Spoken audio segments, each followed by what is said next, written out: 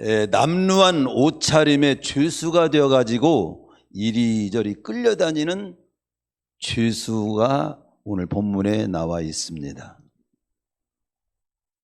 또 한 사람은 자기 나라가 지배하고 있는 한 나라의 지역을 맡아서 통치하고 있는 총독이 여기 소개되어 있습니다. 또 한 사람은 한 나라의 한 4분의 1 정도의 지역을 다스리는 분봉왕이라고 하는 인물이 나옵니다.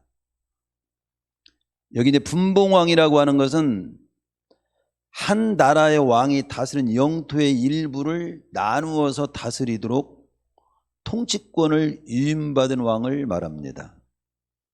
알렉산더 대왕 시절에 보면 알렉산더 왕이 죽고 엄청난 나라를 그 다음 나누어 가지고 나라를 다스렸던 그런 때가 좀 생각이 지금 납니다. 그게 분봉왕이에요. 분봉왕이라는 말은 바로 그렇습니다. 그리고 이제 총독이라고 하는 것은 어떤 관할 지역, 구역이나 식민지를 다스리는 관리를 말합니다. 보통 총독에게는 사법권이 주어지고 군사권을 가지고 있었습니다. 신앙 성경에 나오는 총독의 대표적인 인물이 예수님을 재판했던 빌라도, 수리아 지역을 담당했던 구레네 총독, 이런 인물들을 들 수 있습니다.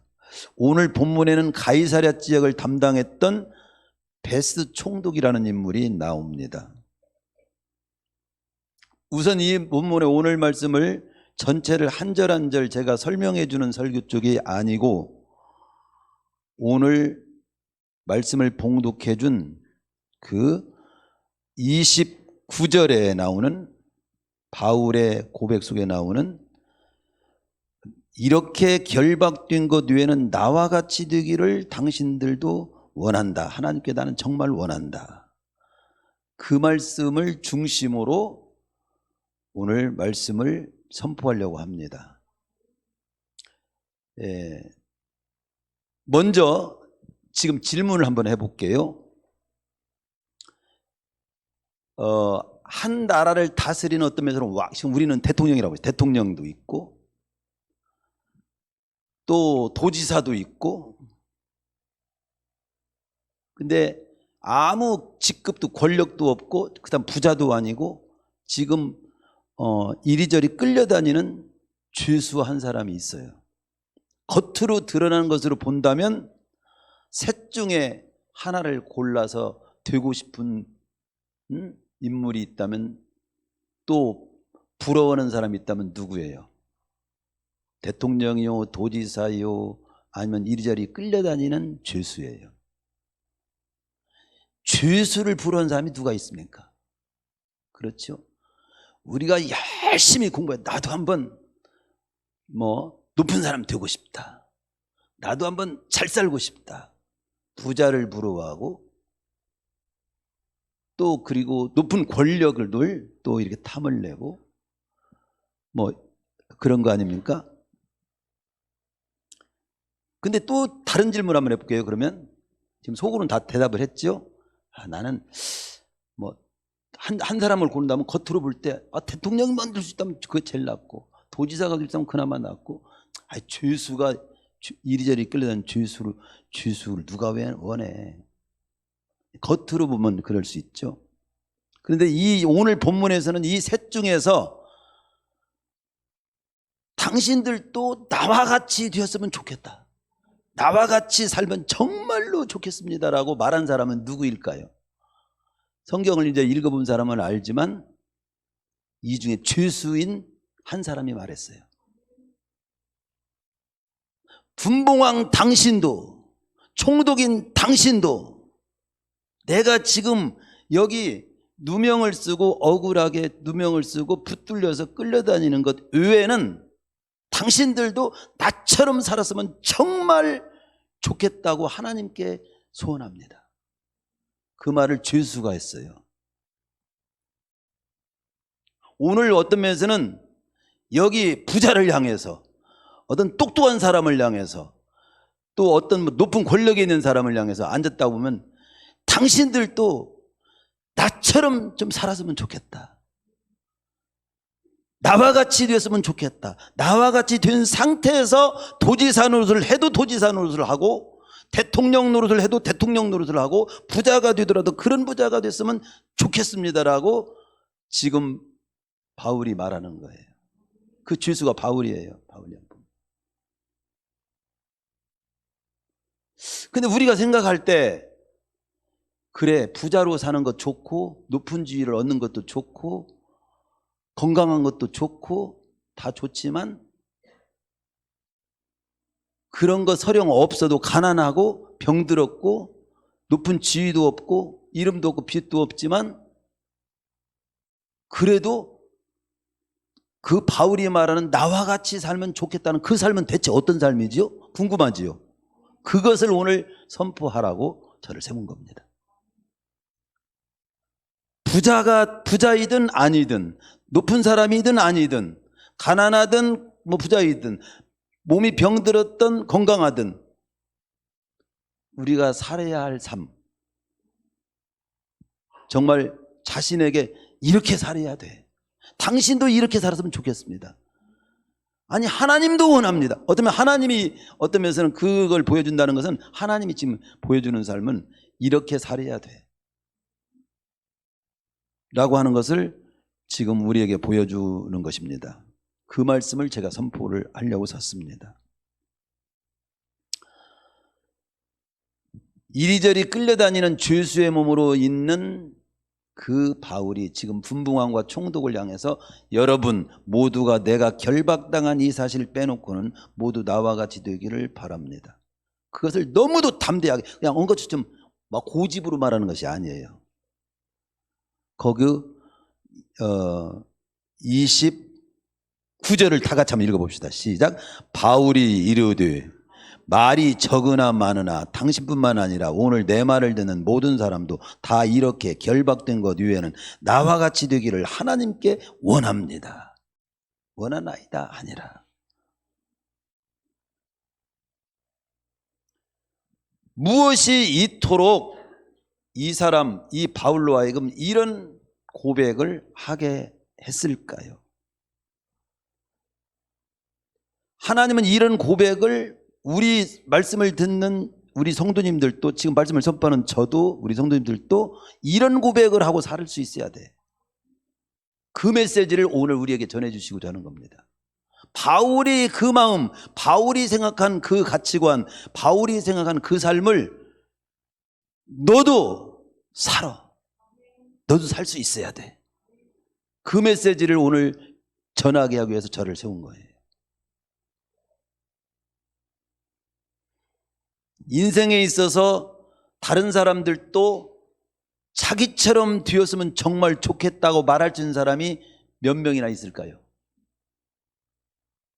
여기 앉아있는 우리 성도님들도 여러분 나처럼 살으세요. 나처럼 사는 걸 당신도 좀 나처럼 살았으면 좋겠어요. 나는 어떤 삶을 사는 줄 알아요? 한번 들어보실래요? 하면서 자기 삶을 그렇게 뜨겁게 담대하게 확신 있게 말할 수 있는 사람 몇 명 있을까요? 제가 볼 때 보통으로 말한다면 가수원동네 한 명도 없어요. 나처럼 한번 살아봐. 우선 나처럼 한번 살아보라는 게 에이구 주제도 뭐 너나 잘 살아 이 자식아. 이렇게 이런 소리를 들을 만한 내용이 우리에게 너무도 많으니까 그것부터가 벌써 걸려. 쩔려라는 말은 좀 사투리입니다.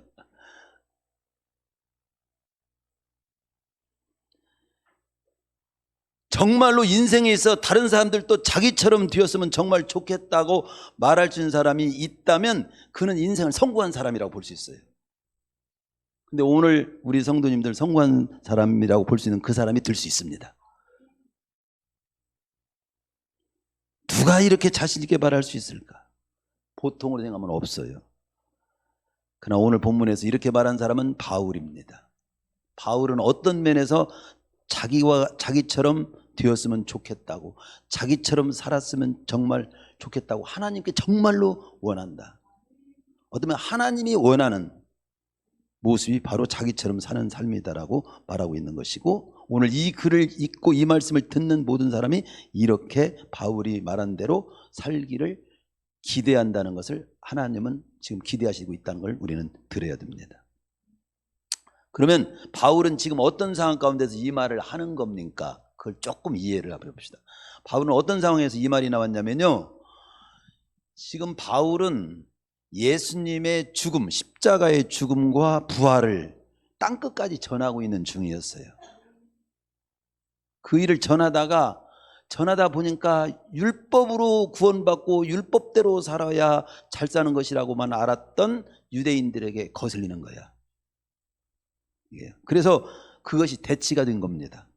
모세의 율법과, 모세의 율법이 좀 무시되는 것처럼 바울이 이제 전하고 다니는 것처럼 유대인들에게 들린 겁니다. 모세의 율법을 무시하는 것은 율법을 주신 하나님을 무시하는 것이고, 하나님을 무시하는 것은 하나님을 모독하는 것이고, 하나님을 모독하는 것은 신성 모독주의인 것이고, 신성 모독주의는 돌로 쳐죽여도 되는 그런 일이었어요. 바울이 바로 거기에 걸렸습니다. 신성 모독주의, 모세의 율법과 하나님을 모독하고, 그래서 온 세상을 갖다가 소란을 피우며 돌아다닌다는 죄목으로 억울하게 유대인들에게 고발당해 가지고 가이사랴 옥중에 지금 수감되어 있는 중입니다. 우리가 사도 계속해서 작년부터 지금 올해 들어서 지금 사도행 다시 말씀을 보잖아요. 그런 중이에요. 가이사랴 옥중에 수감되어 있는 중입니다. 이 일을 벨릭스라는 총독이 맡았는데 처리를 못했어요. 그러니까 미결수가 된 겁니다. 그리고 바울은 새로 부임한 베스 총독이 그 죄수 바울을 임계 맡은 겁니다. 지금 그래서 베스 총독이 여기 나오는 겁니다. 그리고 그 베스 총독을 새로 취임했으니까 축하하기 위해서 그 지역에 가이사랴 지역에 분봉왕 아그리빠 왕이 방문을 했어요. 그래서 아그리빠 왕이 거기 있는 겁니다. 이제 좀 이해가 되죠? 이 분봉왕 아그리빠에게 베스 총독이, 분봉왕이 찾아왔으니까, 왕이 찾아왔으니까 지금 베스 총독이 그 바울 사건을 얘기를 꺼낸 겁니다. 그래가지고 바울을 꺼내니까 그럼 이리 한번 데려와봐 한 거예요. 그래서 베스 총독이 있고, 거기 아그리빠 왕이 있고, 분봉왕 아그리빠 왕이 있고, 베스 총독이 있고, 그 앞에서 바울이 자신의 예수 믿게 된 그 모든 내용, 그 내용을 쭉 말하니까 지금 26장에서 뭐라고, 이제 다 듣고 나서 뭐라고 말하냐면 24절에 다 같이 읽어봅시다. 시작. 바울이 이같이 변명하며 베스가 크게 소리 지르며, 바울아, 네가 미쳤다. 너 당신 미쳤어? 한 말이 그런 거예요. 당신 미쳤어.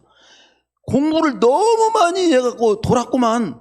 네 많은 학문이 너를 미치게 한다니. 바울이 이렇게 베스 총독에게 다시 답합니다. 내가 미친 것이 아닙니다. 정말 참되고 온전한 말을 하고 있습니다.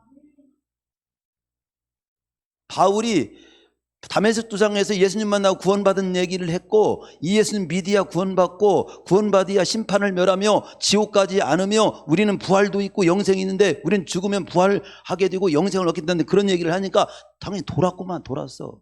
지금 그런 겁니다.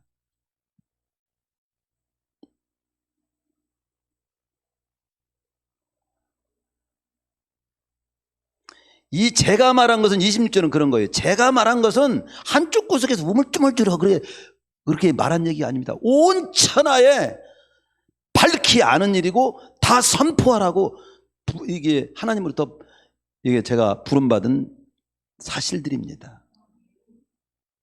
27절, 아그리빠 왕이여, 당신도 선지자를 믿으십니까? 믿으신 줄 아나이다. 믿어야 하지요, 그 말이죠. 28절, 아그리빠가 바울에게, 분부왕이 말은, 네가 지금 적은 말로 나를 갖다가 권해가지고 예수 믿게 하려고 하는 작정이야? 이런 건방진, 이렇게 얘기한 겁니다. 그러니까 바울이 이르되, 제가 말이 많으나 적으나, 말이 많고 적든 많든, 지금 당신뿐 아니라 내 말을 듣는 모든 이 세상 모든 사람이 다 내가 결박되어서 지금 이렇게 신문받고 끌려다니는 죄수처럼 끌려다니는 이것 외에는 당신이나 그 모든 사람이 다 나처럼 정말 되기를 원합니다. 아주 당당하게, 최고로 권력도 없고 최고로 옷도 남루하게 입고 최고로 죄수로 끌려다니는, 최고로 당당하게 말하고 있는 죄수 지금 바울을 보는 거예요.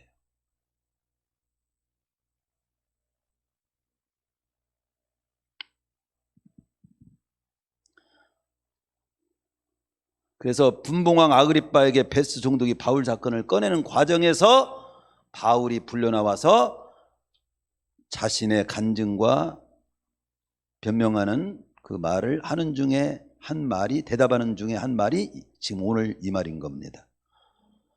내가 결박당 것 외에는 당신도 모두도 이 말을 모든 사람들이 다 나와 같이 되었으면 좋겠습니다.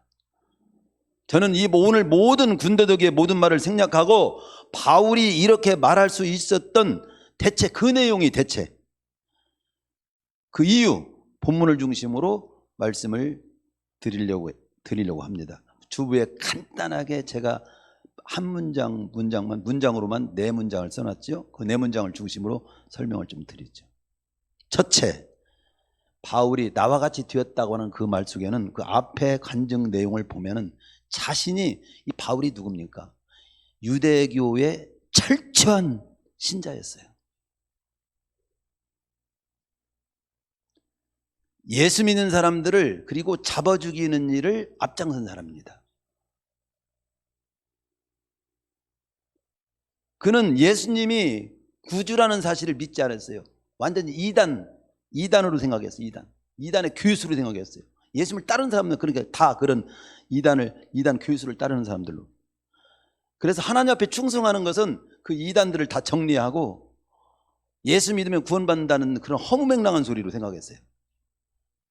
네? 부활한다는 거, 그런 것은 믿지 않았어요. 그런 것을 갖다 다. 그래서 예수 믿는 사람을 잡으러 옥에 가두고 또 죽이기도 하는 일을 위해서 앞장서서 다메섹이라고 하는 도상으로 가다가 거기서 직접 자기가 부활하신 주님을 만나가지고 구원받게 된 얘기를 지금 한 겁니다. 사실 그렇게 해서 이 바울은 사실 다메섹 도상에서 부활하신 주님을 직접 만나서 구원받은 사람이거든요. 그래서 완전히 유대교인이 그리스도인이 된 사람이에요.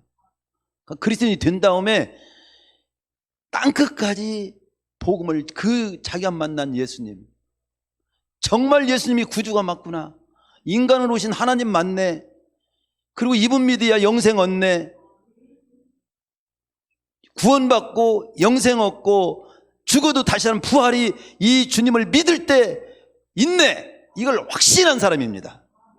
오늘날도 많은 사람들이 예수 믿는 사람들을 바보 취급하고요, 어리석은 사람으로 보는 사람이 참 많아요. 교회에 오는 건 진짜 아깝게 생각하는 사람, 정신없는 사람들, 그렇게 보는 사람 많지만 그 사람이 정신없는 사람이고 불쌍한 사람입니다. 사실은 그는 자신이 다메섹 도상에서 부활하신 주님을 만나서 구원받게 된 것처럼 모든 사람이 주님을 믿고 구원받으면 좋겠다는, 나와 같이 되었으면 좋겠다는 그 말 속에 이 말이 들어있는 겁니다. 나처럼 예수님 만나서 구원받고 구원받았으면 좋겠습니다, 이 말이 들어있는 거예요. 이 나와 같이 되었습니다라고 한 그 말 속에는. 오늘 본문에서 그는 자신이 어떻게 그리스도인이 되었는지를 간증하는 내용이 1절에서 5절, 자신은 본래 철저한 바리새인이었고 9절에서 11절 자신도 그리스도인들을 핍박했던 자였다는 거, 그리고 12절에 18절 다메섹 도상에서 그런데 부활의 주님을 직접 만나서 그리스도인이 됐다는 거.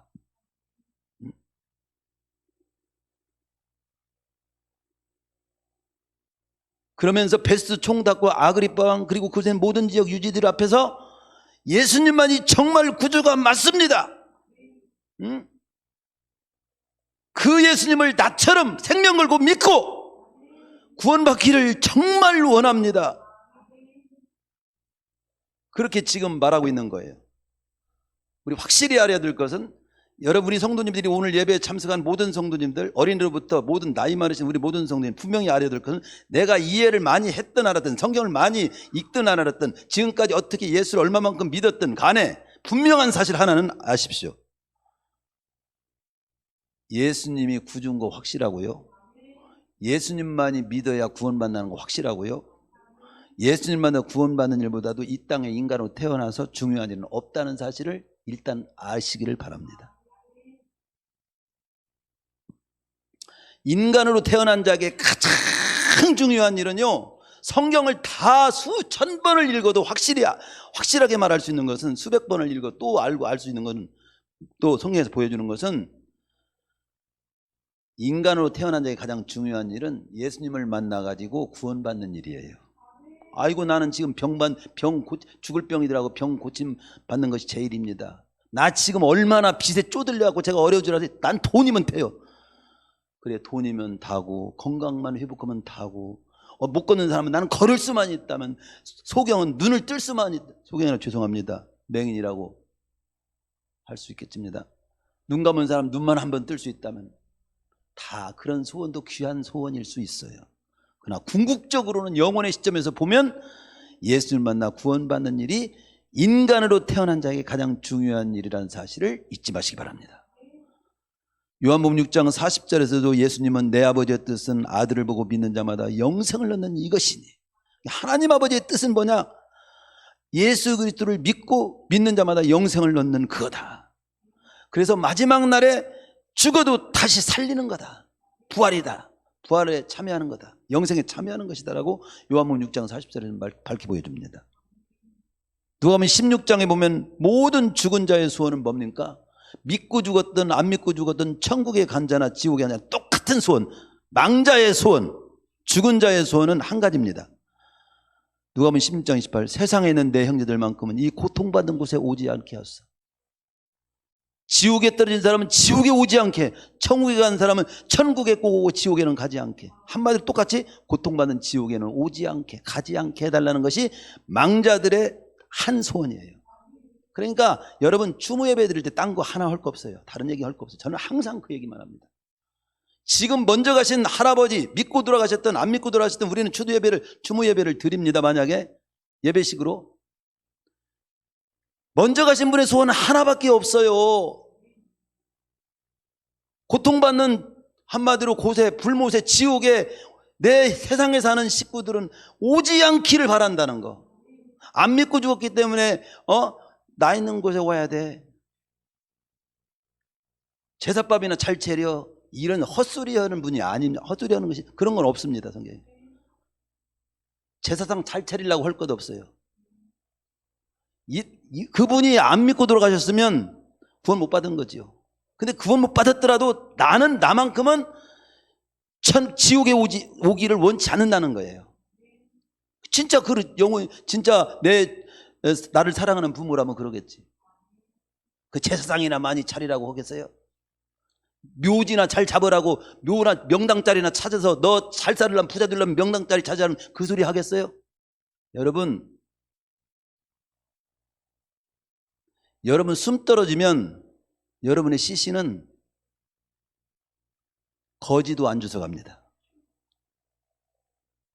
살았을 때까지만 의미가 있어요. 구원받지 못한 인간의 몸뚱어리, 아니 구원받았더라도 일단 숨 떨어지면 그냥 화장실에 태워서 한 줌에 뿌리면 끝나요. 아이고 뿌리면 너무 그렇게 하면 안 되죠. 예의 있게 잘 모셔야지요. 그렇지만 뿌리는 거나 예의 있게 하는 거나 내용은 똑같아요.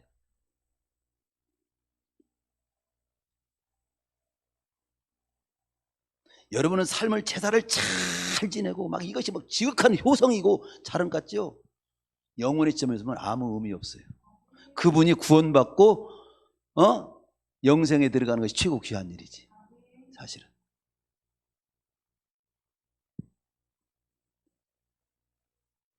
베드로전서 1장 9절에 믿음의 결국 곧 영혼권을 받음이라. 그래서 우리 그 영혼권을 받는 그 믿음을 가져야 돼요.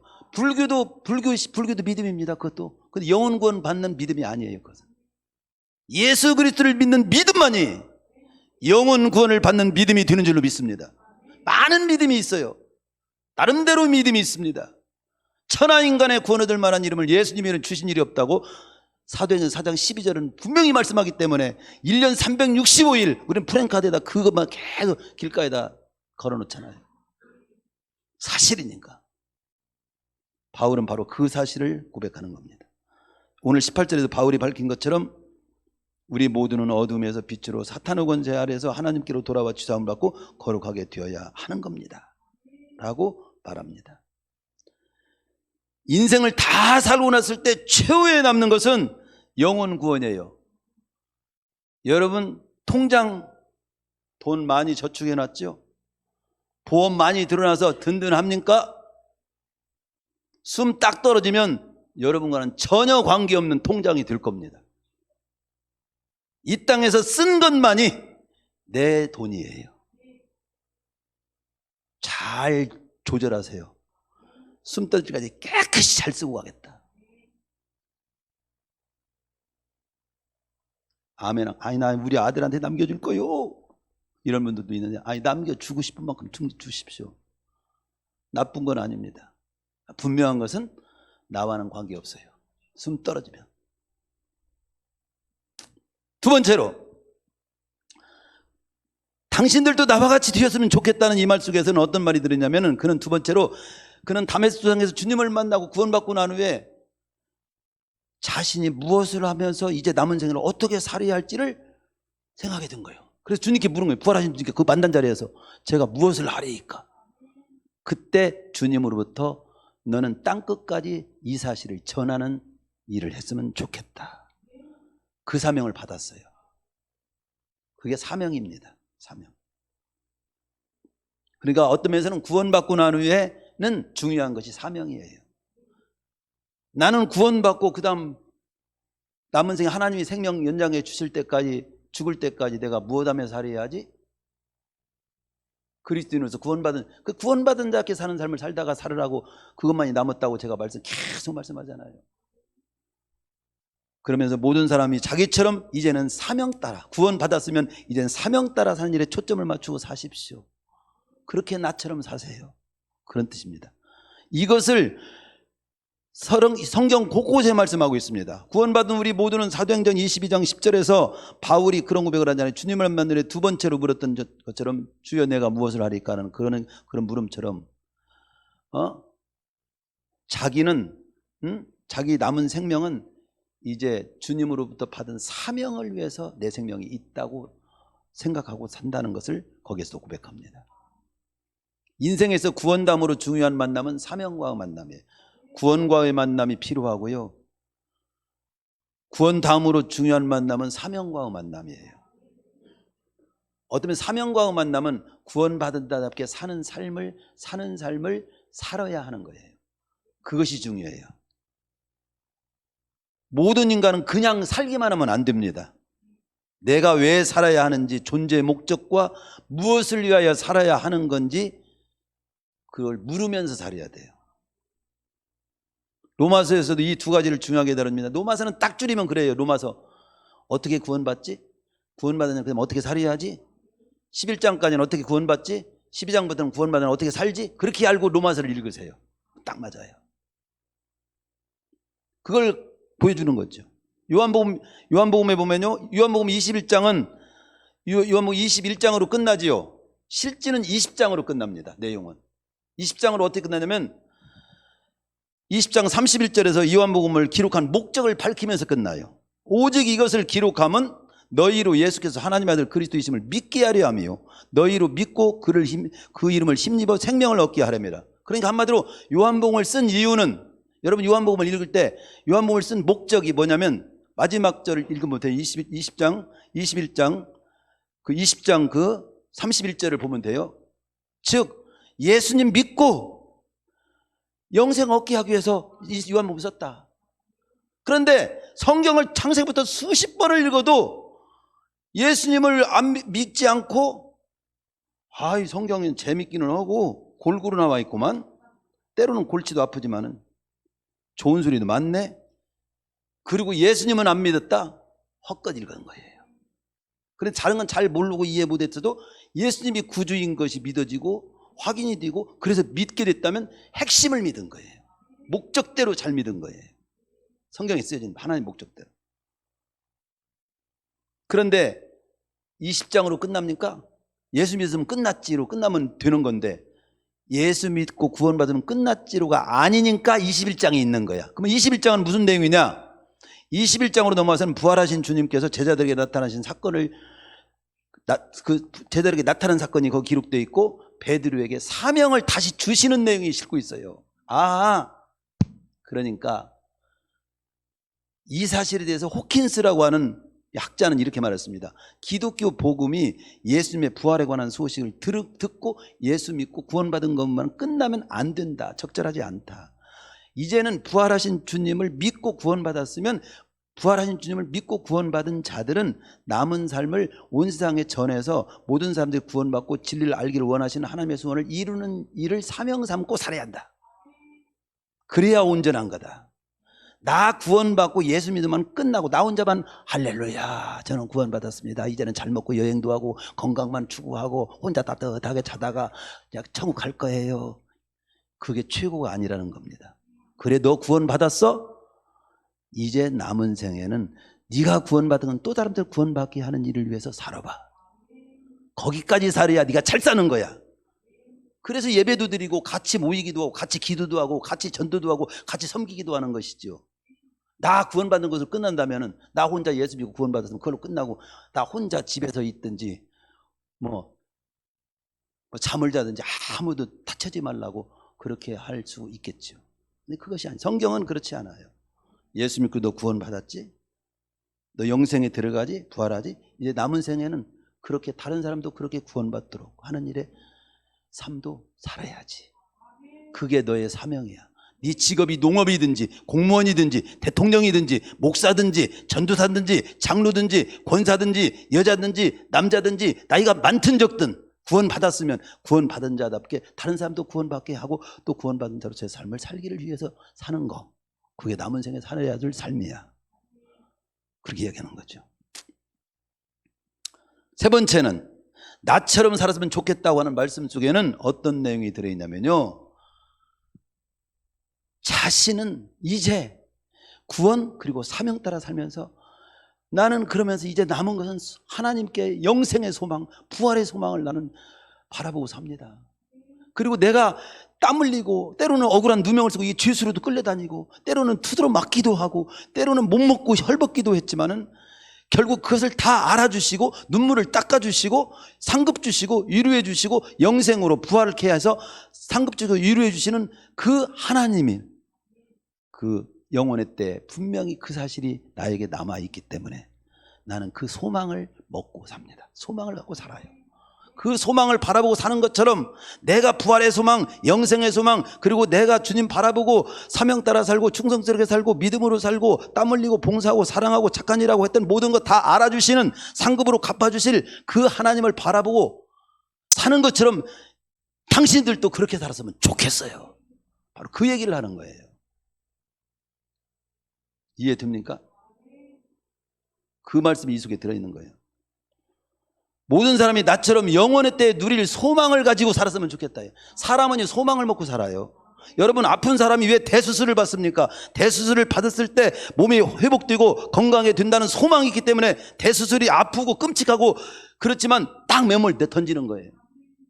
왜? 소망이 있기 때문에. 나 대수술 받고 치료 잘 받으면 다시 회복받을 수 있어. 왜? 가난함에도 불구하고 거기에 굴하지 않고 열심히 일하고 또 도전합니까? 나 다시 가난을 디디고 일어설 수 있는 소망이 있기 때문에 그런 거예요. 우리 학생들이 고3까지 막 열심히 아무것도 놀지도 못하고 그렇게 팔팔했던 애들이 꽉 책상 앞에 앉아가지고 열심히 공부하는 이유는 그게 좋아서가 아니에요. 나 공부 딱 하면 좋은 대학에 들어갈 수 있고 또 좋은 대학에 들어가면 또 취직도 할 수 있고 또 당당하게 더 살 수 있는 사람이 될 수 있어. 그 소망이 있기 때문에 그걸 참고 하는 거예요. 사람은 소망 먹고 삽니다. 사랑 먹고 살고요. 소망 먹고 살아요. 말씀 먹고 살고요. 우리는. 그래서 그런 내용이 다른 곳에서 말아요. 로마서 8장 18절을 생각하건대 현재의 고난은 장차 우리에게 나타날 영광과 족히 비교할 수 없습니다. 장차 주님 앞에서 내가 영광을 누리게 될 그것과 비교한다면 이 땅에서 예수 믿다가 당하는 모든 서러움, 고통 아무것도 아닙니다. 이런 마음을 가지고 살았어요. 고린도서 5장 1절에도 만일 땅에 있는 장막집이 무너지면 하나님께서 지으신 집 곧 손으로 지은 것이 아니요 하늘에 있는 영원한 집이 우리에게 있는 줄 아느니라. 바울에게는 이 소망이 분명히 있기 때문에 이 땅에서 비록 내가 좋은 아파트에서 살았으면 더 좋겠고 더 좋은 집에서 살 수 있으면 더 그것도 감사하겠지만 설령 못 살아도 우리는 이 땅의 장막집, 내 육신의 장막이 설령 무너져도 두려워하지 않는 것은 하나님이 준 영원한 집이 있기 때문에. 그것은 성경 지금 이것이 장난이라면 저는 지금부터라도 목사 탁 쉬운 말로 때려치고 안 믿겠어요. 근데 말씀 그대로 우리 육신의 장막집이 무너지면 영원한 집이 분명히 있고 내 영혼이 그곳에서, 아니 또 부활 후에는 영과 육이 신령한 몸으로 변화돼서 영혼을 누리게 된다는 걸 저는 말씀 그대로 믿기 때문에 이 땅에 있는 것으로 근근하지는 않지요. 주어지면 더 좋고 안 주어져도 상관없고 나처럼 사세요 이렇게 바울이 지금 그러는 거예요. 빌립보서 1장 23절에서 내가 삶과 죽음 두 사이에 껴 있습니다. 개인적으로는 차라리 세상을 떠나서 그리스도와 함께 있는 것이 훨씬 더 좋은 것이라고 저는 확신하지만 내가 육신으로 그래도 사는 동안 살아야 될 이유를 찾는다면 여러분들을 위하여 유익한 어떤 삶이 있기 때문에 그렇습니다. 누군가 유익을 위해서, 나로 인해서 나도 살고, 우리는 성경에 보면요 나는 희생만 하고 다른 사람만 위해서 살고 하나님 위해서 살고, 예수 믿으면요 예수 믿음이 좋을수록 나는 없어지고 그냥 주님만 위해서 살고 다른 사람만 위해서 살으니까 나는 그거 싫어 이런 사람 있죠? 안 그래요. 어떻게 살라고 하냐면요 너도 사랑해, 너도 잘 살아, 그리고 다른 사람도 사랑해, 하나님도 사랑해. 세 부류입니다. 다른 사람만 살고 나는 희생하고 고생만 죽으라고 하라고 하지 않았어요. 내 이웃을 내 몸같이 사랑하라고 했죠. 하나님을 사랑하라, 그리고 내 이웃을 내 몸같이 사랑하라. 그 말 속에는 내 이웃을 네 몸같이 사랑하라, 나도 사랑한다는 그냥 들어있는 거예요. 나 사랑하는 기본입니다. 여러분 나를 다 사랑해야 돼요. 날 잘 대접해 줘야 됩니다. 할 수만 있다면 건강하게 해주세요. 할 수만 있으면 잘 살으세요. 그와 같이 다른 사람도 잘 살 수 있도록 도와주시고 이끌어주고 기대하시고 그래야죠. 그러니까 세 가지요. 하나님 사랑, 이웃 사랑, 나 사랑. 나 사랑, 이웃 사랑, 하나님. 사랑이에요, 사랑. 나 구원받고 너 구원받고 다 구원받고.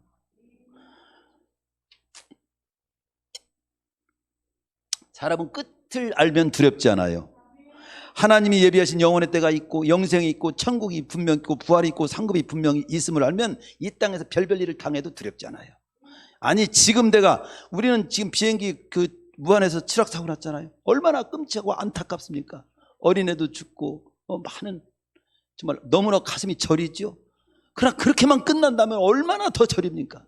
근데 우리는 그리스도 안에 있는 사람은 그렇게 설령 갈지라도 영생이 있고 부활이 있고 상급이 있기 때문에 거기까지 몇 살까지만 그래도 믿음 안에서 구원받고 살았다면 그것이 헛되지 않으니까, 소망이 있으니까.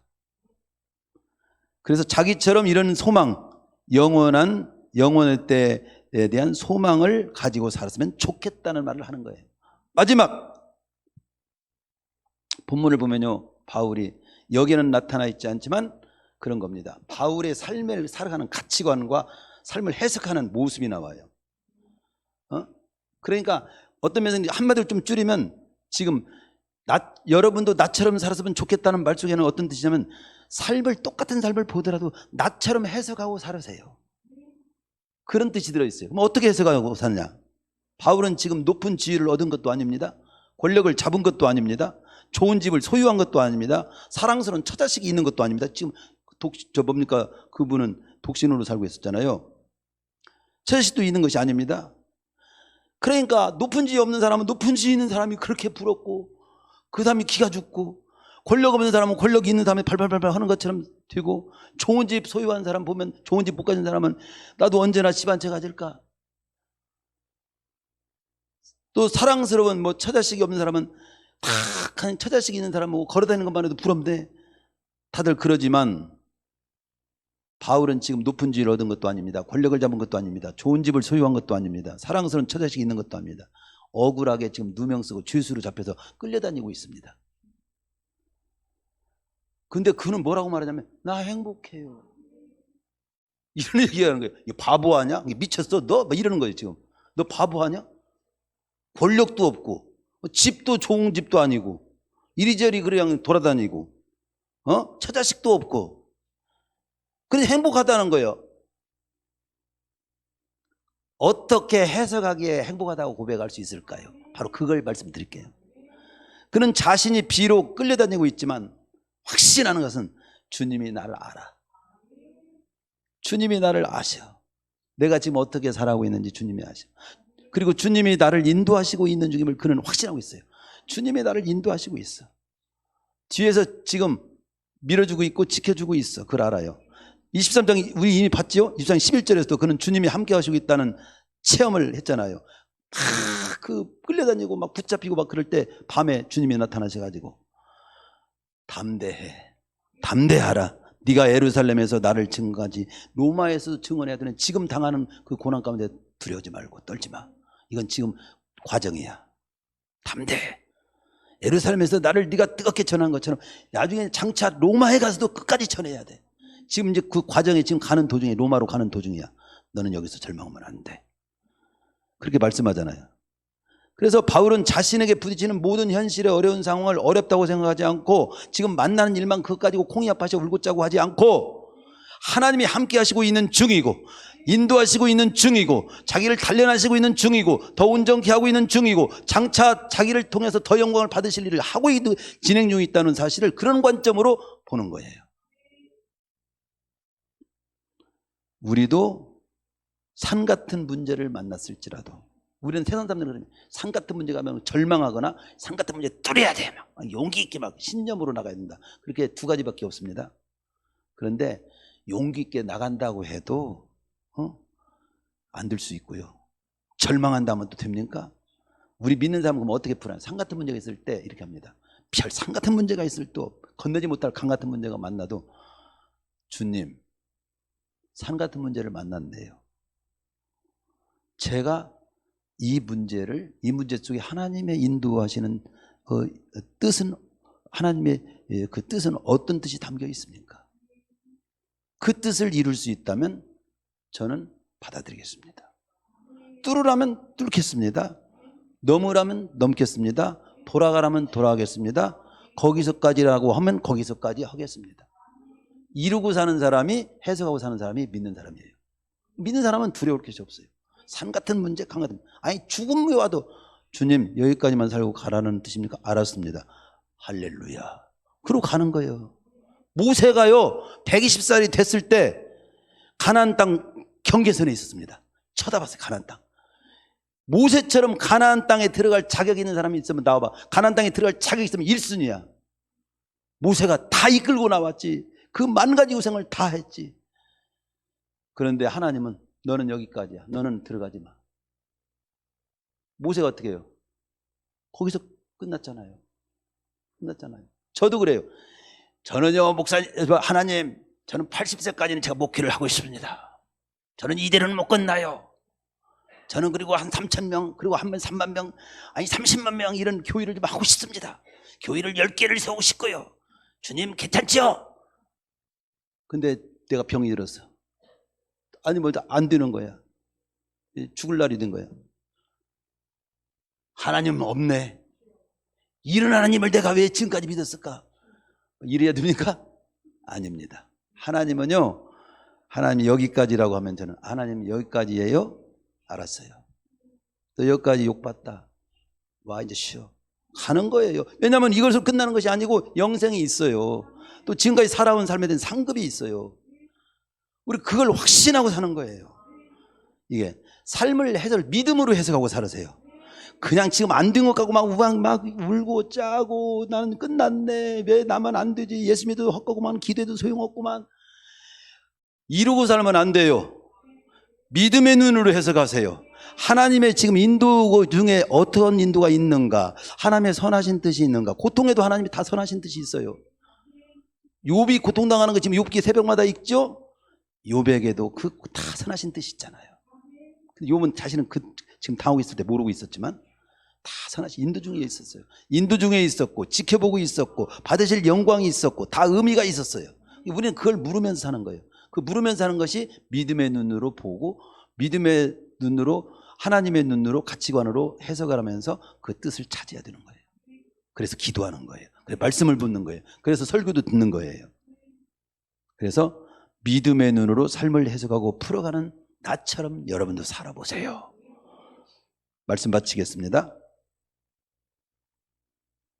오늘 나처럼 여러분도 살았으면 좋겠다는 내용이 뭡니까? 첫째는 나처럼 예수 믿고 구원받은 것처럼 당신도 예수 믿고 구원받았으면 좋겠다. 두 번째는 나처럼 구원받고 난 다음에 이제 사명 따라 살았으면 좋겠다. 세 번째는 부활과 영생, 천국이 분명히 있습니다. 그 소망을, 상급이 분명히 있습니다. 소망을 삼고 살았으면 좋겠습니다. 그리고 지금 만난 모든 일을 믿음으로 해석하고 살으세요. 그 문제될 거 없어요. 얼마나 나는 다른 사람 거짓 취급하고 죄수 취급하지만 나는 실제는 그렇지 않잖아요. 높은 집 없지만, 권력 없지만, 큰 좋은 집 없지만, 나 처자식 없지만 나는 이것만으로 정말 이 땅을 살아가는데 저 여한이 없어요. 행복해요. 이런 행복을 당신도 좀 가져. 당신이 지금 가난합니까? 가난할지라도 이 삶을 살 수 있어요. 당신 지금 권력 없습니까? 권력 없어도 구원받고 사명 따라 살 수 있어요. 소망 가지고 살 수 있어요. 지금 좀 몸이 아픕니까? 아파도 이 모습은 지닐 수 있어요. 누구나 다 지니고 살 수 있어요. 이 삶을 우리도 지니고 삽시다.